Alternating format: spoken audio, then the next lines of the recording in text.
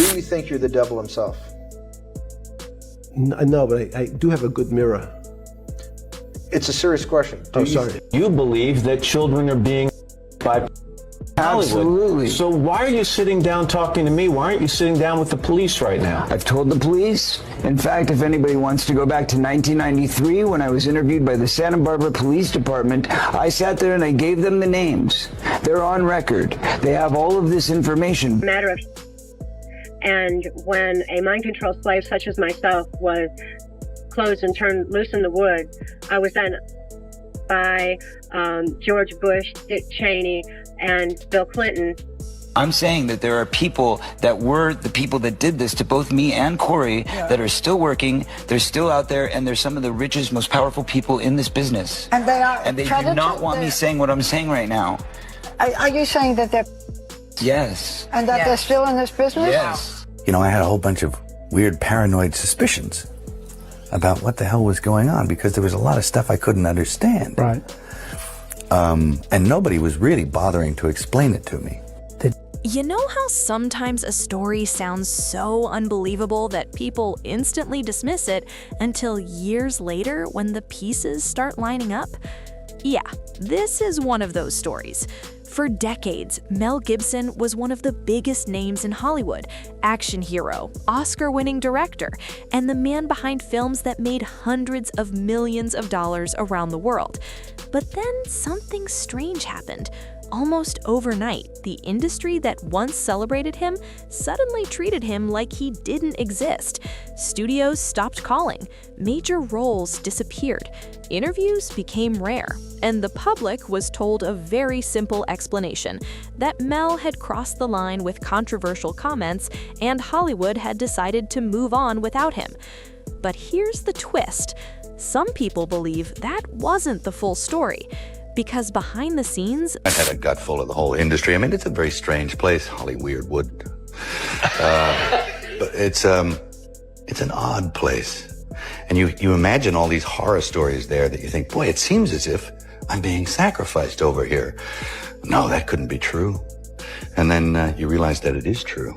And you have to... I just left for a while and took a couple of years off, bought a place down in Australia and started digging holes and putting up fences and birthing cattle and all this kind of stuff. And it was fun, you know, it was fun. It was great, and it was a good breather. You know? Mel Gibson had reportedly been talking about something far darker, something connected to powerful elites, hidden networks, and a scandal that would later shock the entire world. Years later, that scandal would explode into headlines with the name Jeffrey Epstein. And suddenly, people started asking a question that no one expected. Was Mel Gibson trying to warn people long before the world finally paid attention? And what does all of that have to do with a small, independent movie that shocked Hollywood and became one of the most talked about films in years, Sound of Freedom?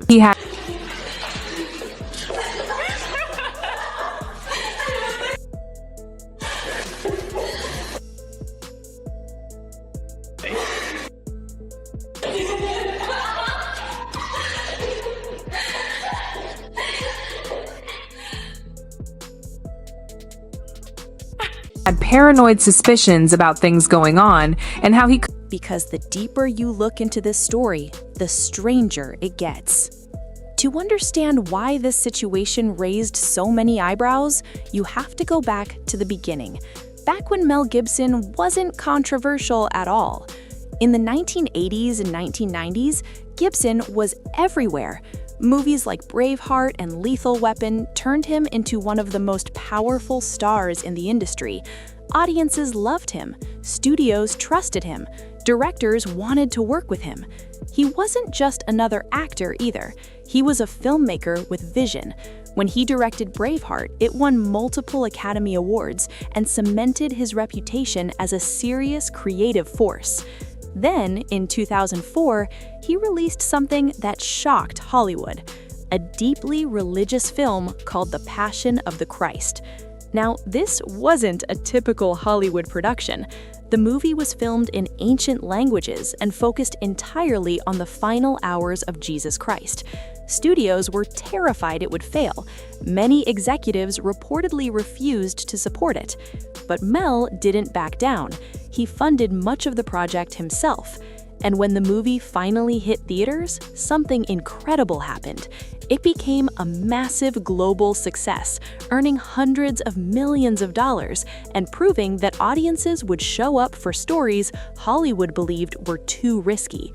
But the success also created tension. I think it is moving forward. I think that light has definitely been shone into the dark regions, and it's painful, but it's a necessary thing for change. It feels like victims of this abuse are feeling safe enough and bold enough to come forward and tell their stories, and we need to continue to have more of that and eliminate it altogether. Because after that film, some insiders claimed Mel began speaking more openly about the darker side of the entertainment industry. Stories circulated about strange experiences he had encountered when he first entered Hollywood. Most people didn't take those stories seriously, at least not at the time. Then, things got even more complicated. A series of public controversies damaged Gibson's reputation, and suddenly, Hollywood seemed eager to distance itself from him. Projects disappeared, media coverage turned harsh, and many people assumed his career was finished.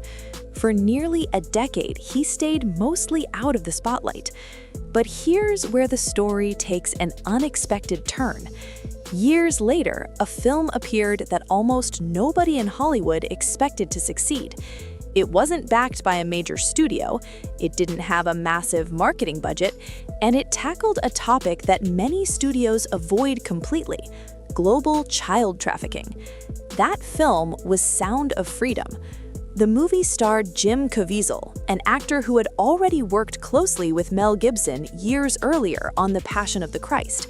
Caviezel played a former government agent who risks everything to rescue children trapped in trafficking networks. At first, the film looked like it might quietly come and go, but something unusual happened. Audiences started talking about it. Word of mouth spread fast, social media exploded with discussions about the film's message, and suddenly the movie began outperforming big-budget Hollywood releases. It eventually made hundreds of millions worldwide, an unbelievable result for a project with such a modest budget. But what really grabbed people's attention was the conversation surrounding it, because many viewers began connecting the film's subject matter to real-world scandals that had recently dominated headlines. And the biggest of those scandals involved Jeffrey Epstein. Epstein, as the world now knows, was a wealthy financier whose network allegedly involved powerful figures, private islands, and shocking accusations of exploitation. When his case became public, it sent shockwaves through politics, business, and entertainment. Documents, testimonies, and investigations began exposing how wide his connections had been. Suddenly, the idea that powerful people might be involved in hidden exploitation networks didn't sound like something from a thriller movie anymore. And that's when some people began revisiting Mel Gibson's earlier comments about strange things he claimed to have seen or heard about in Hollywood. Now, to be clear, many of those claims remain controversial and debated, but the timing caught people's attention. Because here was a filmmaker who had been warning about dark activity in elite circles, and years later, a massive real-world scandal exploded involving one of the most powerful social networks in the world. And right around the same time, a movie connected to Gibson's creative circle was suddenly exposing the horrors of trafficking to millions of viewers. But here's the part that really got people talking. During interviews promoting Sound of Freedom, Caviezel hinted that Hollywood often avoids telling certain stories, especially stories that expose powerful people. According to Caviezel, projects like this don't always get support from traditional studios. And that raised another question. If the movie's message was so important, why did it take so long for it to reach theaters? Because the truth is, Sound of Freedom had actually been completed years earlier, yet somehow it sat on the shelf before finally getting released. Supporters of the film believe the subject matter made studios uncomfortable. Critics say the delay had more ordinary business reasons, but either way, when the movie finally arrived, it sparked a massive cultural conversation. People started researching trafficking statistics, families began discussing the issue, nonprofit organizations reported increased awareness, and once again, the Epstein scandal entered the discussion because many viewers believed the movie's story mirrored disturbing details from Epstein's network, including recruitment methods, exploitation rings, and the way powerful individuals could sometimes avoid accountability. The connection wasn't officially part of the film's story, but the parallels were enough to ignite endless debates online. Some supporters even claimed that filmmakers like Mel Gibson and Jim Caviezel had been trying to draw attention to these issues long before the Epstein case exploded into public view. Others argued that people were reading too much into the situation. But regardless of where people stood, one thing was undeniable. The movie had people talking. And in Hollywood, that doesn't happen by accident. For Mel Gibson, the success of Sound of Freedom also seemed to represent something else, a kind of comeback. After years of being pushed to the margins of the industry, projects connected to his creative world were once again dominating headlines. And this time, the discussion wasn't about controversy, it was about whether Hollywood had ignored an important story for far too long. But behind the headlines and debates, there was also a human side to all of this. Because for people involved in making the film, the topic wasn't just entertainment, it was personal.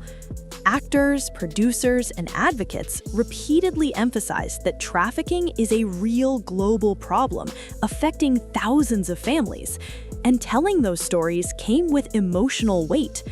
For Jim Caviezel, portraying a character who risks everything to save children wasn't just another acting role. He spoke openly about the emotional toll of researching the subject. Mel Gibson, meanwhile, had spent years being criticized and pushed out of mainstream Hollywood circles. Seeing a project connected to his creative vision succeed on such a massive scale likely felt like validation. But it also reopened old debates. Was Gibson unfairly shut out of the industry? Or were people simply rewriting history because of the film's success? That question still divides audiences today. But perhaps the biggest impact of the entire story is the conversation it sparked. Because whether someone believes every claim or not, the Epstein scandal forced the world to confront uncomfortable truths about power, wealth, and influence. It showed how easily powerful networks can hide in plain sight. And it reminded people that sometimes the stories dismissed as impossible end up becoming headline news years later. In the end, the strange intersection between Mel Gibson, Sound of Freedom, and the Jeffrey Epstein scandal remains one of the most talked about Hollywood mysteries in recent memory. A once blacklisted filmmaker, a controversial global scandal, and a movie that refused to stay silent about one of the darkest crimes in the world. Maybe it's coincidence, maybe it's something deeper, but one thing is certain, the conversation isn't over. Because every time a film like Sound of Freedom breaks through the noise of Hollywood, it forces people to ask uncomfortable questions. Questions about power, questions about influence. And questions about how many stories never get told until someone decides the world needs to hear them. And if history has taught us anything, it's that the truth has a strange way of surfacing eventually, no matter how long it takes.